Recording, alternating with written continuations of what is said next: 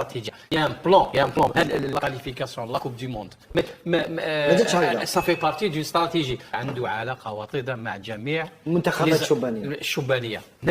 تستنتج ماذا؟ هناك في الفيدراليه المغربيه هناك استراتيجيه بور اريفي دو بوان ا ان بوان بي.